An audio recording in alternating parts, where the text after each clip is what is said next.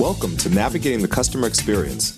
Want to improve your organization's customer service? Looking for insider tips to knock your customer socks off? Then you're in the right place. Here's your host, Yannick Grant. Welcome to Navigating the Customer Experience. On today's episode, our guest is Kat Kennan. Kat is a founder of CEO of Radical Customer Experience, a groundbreaking consulting firm that encourages brands to establish genuine connections with their customers by embracing strengths-based, trauma-informed, and inclusive marketing services. With a passion for empowering individuals and driving positive change, her mission is to help brands speak up, speak out, and foster diversity, equity, inclusion, and belonging in their customer interactions. As a certified trauma-informed professional, Kat brings a crucial perspective to her work, infusing every aspect of her business ventures with a deep understanding of the human experience. So without further delay, sit back, plug your earphones in, and let's jump right into this conversation with Kat. Welcome, Kat. Oh, thank you so much. I'm glad to be here. All right, Kat, we always like to give our guests an opportunity to share in their own words a little bit about their journey. So could you tell our listeners, how did you get from where you were to where you are today? Yeah, absolutely. So I am a marketer by trade. I have been building and rebuilding marketing organizations for brands of all shapes and sizes and industry sectors for a little over 20 years. But a huge part of my story is that I have complex PTSD. So I'm a trauma survivor myself. And a number of years ago, I realized I was perceiving marketing messages very differently. So during the pandemic, I went back and I got a certification of being trauma informed. And now I'm sort of marrying my personal experiences with trauma, the certification work and a career, lifelong time of running marketing and brands. All right. So could you give us an example, when I read your bio and it stated that you are very good at encouraging your brands to establish genuine connections by embracing strength-based, trauma-informed, and inclusive marketing services. Now that sounds very high level. Could you break that down for our listeners in a very, in layman terms that the average person listening could understand what all of that means? Yeah, absolutely. So I think as marketers, we were all taught and are still taught fear-based marketing, right? So we're creating urgency with our customers. There's limited time, there's limited quantity, and repeatedly putting out messages like that, while they do help in the short term, can actually be very psychologically damaging in the long term when consumers are bombarded with those kinds of messages, literally like every second of every day. And so what I encourage my clients to do is use that same data and just flipping the message a bit. And so for an example, instead of saying, hey, we're almost out of XY product, limited quantities, you can put out messaging that says, we know this is one of your favorite products, right? So it's you're switching the positioning, but you're using the same data points. And then in terms of trauma informed and what that looks like, the fact is that all of us have experienced some kind of trauma in our lives, particularly if you look at it through the lens of COVID, where 40% of us lost someone or know someone that died during the pandemic. But it really goes through all areas of marketing. A really easy, tangible example on the creative campaign side would be a brand that says, say they do a Mother's or Father's Day campaign, and then they send out a text or email that says, hey, we know this time of year might be tough for you. Click here to opt out of our Mother's Day messaging. And so right there, you are showing a customer that they are seen and heard. Perhaps I know this happened to me after my mom passed, right? getting bombarded with all those like Mother's Day, what are you getting for your mom? What are your kids getting for you? Like all of those messages, it can be really overwhelming and triggering. But instead, putting out an empathy-based message, like the example I just gave, you're still driving sales. At its most basic level, you are segmenting your customers, but you make them feel heard at the same time. All right. Thank you so much for sharing. Now, could you also share with our listeners, in doing research in terms of getting you on our podcast, one of the things that we found out was that you embrace a framework called the 3Rs framework, which stands for radical vulnerability, radical empathy, and radical transparency. So could you first break down, what each of those R's mean, what they represent, and then maybe give us an example of those in interjecting those into customer experiences and navigating the whole journey of the customer, ensuring that those 3Rs are included. What does that look like in real life for a customer? Yeah, absolutely. I mean, I think the easiest way to think about it is really in terms of brand positioning. We're all humans, whether we are, the customer or sitting brand side, and we make mistakes, right? So a radically vulnerable brand will own up to those mistakes and just be really sincere about it. I think that it allows brands to connect on a personal level, even though they're a company.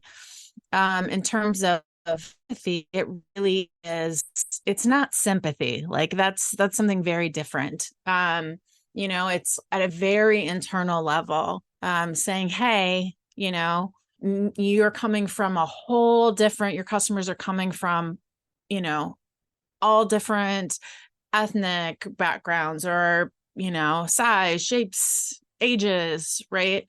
And embracing that, they're just a whole person, and really putting their life experiences first, which then leads to sales instead of putting sales first, which tends to make customers kind of feel not great.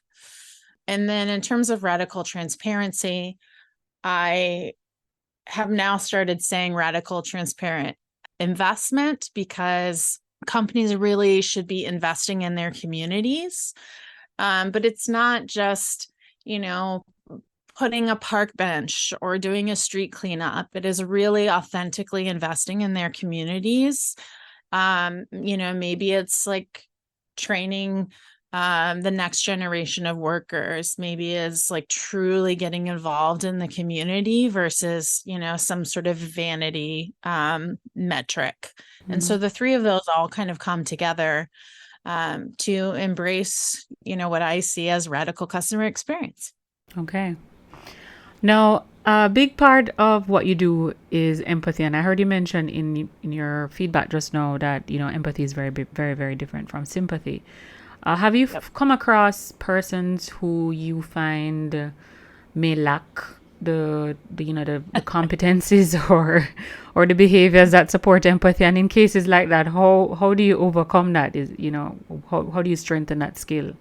Yeah, I mean, I don't think that there are people sitting around a table thinking about how to hurt people.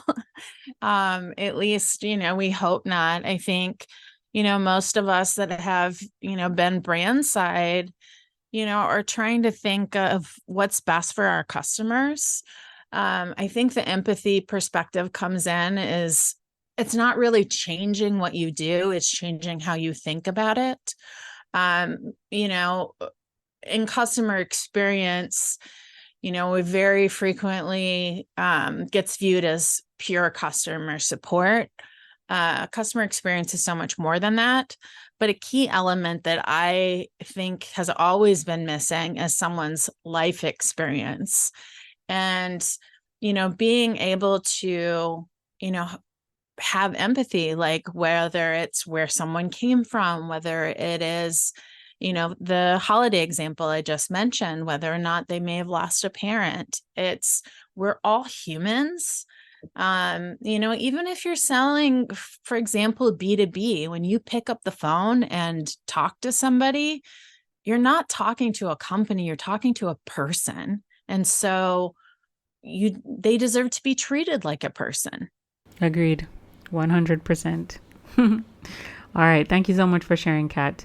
Now, Kat, could you also share with us what's the one online resource, tool, website, or app that you absolutely can't live without in your business? Well, I would say my own tool or app, which is the cancel culture checkup. But beyond that, I mean, certainly I tend to live and breathe by LinkedIn, and some of the other communities that I'm involved in professionally. It can be really lonely being an entrepreneur, and finding resources and communities wherever you can, I think, is very important. All right. Thank you for sharing. Could you also share with our listeners maybe one or two books that you've read, either a book that you've read a very long time ago or even one you've read recently, but it has had a great impact on you? Absolutely.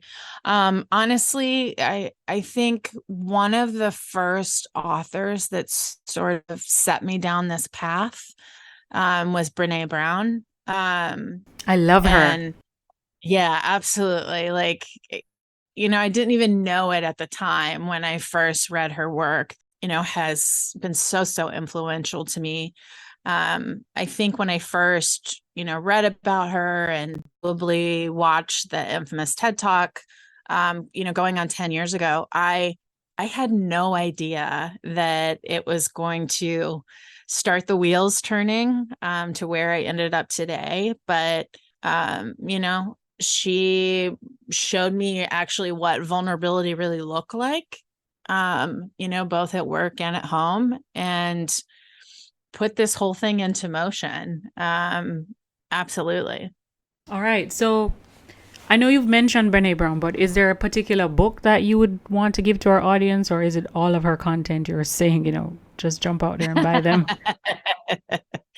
I think everyone needs to read absolutely everything she puts out, but she does have something that's just easy to get to. She has a couple of Netflix specials that are really easy to watch.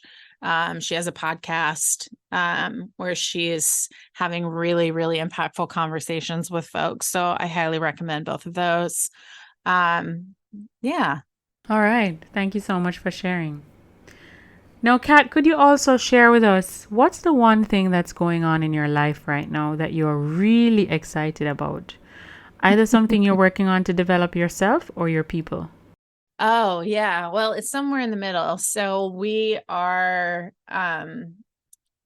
just moving out of beta for a software product that we've put together. It's called the Cancel Culture Checkup. Basically, it's my answer to a Net Promoter Score, which honestly gives you no real data other than how your customers feel on average at any given moment in time. But there's a assessment that's based around the 3 R's that I mentioned earlier. And it really, it measures brand sensitivity. And we know that brands that are more sensitive and empathic and vulnerable, all of these things that we're talking about, will have higher sales, will engage more deeply with their customers. So I am totally geeking out on my own data product right now. I think it is a huge game changer and so important, particularly for consumer-facing brands. So this app or solution that you're working on, are you saying that would be in direct competition to the NPS and give greater data insight on the client's experience or how they feel about the brand? Yes. Now, someone could certainly add a Net Promoter question. I mean, at the end of the day, Net Promoter is just asking whether or not your customers would recommend your product to a friend. Mm-hmm. so someone could add that question if they are really married to the NPS. Although, as I said, I think it's fundamentally flawed as a metric. Mm-hmm. And yeah, I think what we've put together with the brand sensitivity score far outweighs any kinds of insights that you could get otherwise. Okay. Is there a question that is attached to the app that your metric would be measuring? Like what exactly are you pulling out from the customer from your application that if you can share any insight on it at all? Yeah. Well, certainly the 3 R's are frame, it's what frames the assessment. But the product, rather than a net promoter score, is a brand sensitivity score. So it really deep dials into everything we're talking about, right? Like empathy and vulnerability, and just how much customers trust a brand to do what's right. And we know even anecdotally that brands that are standing up for what's right, or embracing even things like sustainability and diversity and inclusion, all of those things are not only are they critical, but are really instrumental in growing their customer base and growing revenue. All right. And when can our listeners expect for that product to be available to the world? Well, I'm so glad you I'm so glad you asked, because it is available today. You just have to head on over to my website, which is radicalcustomerexperience.com, and you will see 3 or 4 tiers that are available to subscribe to. Perfect. All right. So that kind of dovetails nicely into our next question. Our listeners would have tapped into this episode, Kat, and they would like to connect with you. They want to, take advantage of your new product that you have out there that will give them greater insight on the sensitivity of their brand and what impact they're making. Where can they find you online? I know you just mentioned your website, but is there any other platforms that they can connect with you if they wanted to have a direct contact with you? Yeah, across networks, for the most part, I'm at Kat Kennan, whether that's LinkedIn or Instagram, Threads, etc. At Kat Kennan. So KATKENNAN. That's me, and you can find me there. All right. Now, before we wrap our episodes up, we always like to ask our guests, do you have a quote or a saying that during times of adversity or challenge, you'll tend to revert to this quote? Let's say, for instance, you're faced with a challenge, an obstacle, a hurdle, and, just speaking this quote or kind of repeating it to yourself kind of just gets you back on track and gets you refocused to achieve whatever you're working on. Do you have one of those? Yeah, definitely. I certainly go back to Brene Brown. And, it's, she bases it off of Teddy Roosevelt, but it's easy to be in the stands, right? It's easy to watch and poke and make fun of people and criticize them, but it's way harder to be in the arena. And I always remember that, on those particularly tough days where it just feels like I'm getting bulldozed, literally, that I'd so much rather be in the arena and, be facing those challenges than be, just sitting in the audience watching. Perfect. I remember that one from her book, The Gifts of Imperfection. Lovely. Yeah. All right. Okay. Well, thank you so much, Kat, for taking time out of your very busy schedule and hopping on this podcast with us today, sharing about all of these great insights that your company and the initiatives that you're taking as it relates to, empathy and transparency and, authenticity, and just really ensuring that your brands are not just about, the outside of the customer experience or the vanity, but more so the depth of it in terms of getting to know people, making people feel seen, making people feel heard, making people feel valued, because as you mentioned, those things will definitely lead to longer lasting customer relationships, customer loyalty, And that's what I'm sure all brands are aspiring to, a high level of customer retention, that your customers are with you, for a lifetime. So thank you so much. Oh, yeah. I'm so glad to be here and share. Just want to remind our listeners that you can follow us on Facebook at Navigating the Customer Experience Community, and feel free to follow us on Twitter at NavigatingCX. Until next time, I'm your host, Yannick Grant. Thanks for listening. For more awesome resources to take your customer service game to another level, head over to navigatingthecustomerexperience.com. See you next time.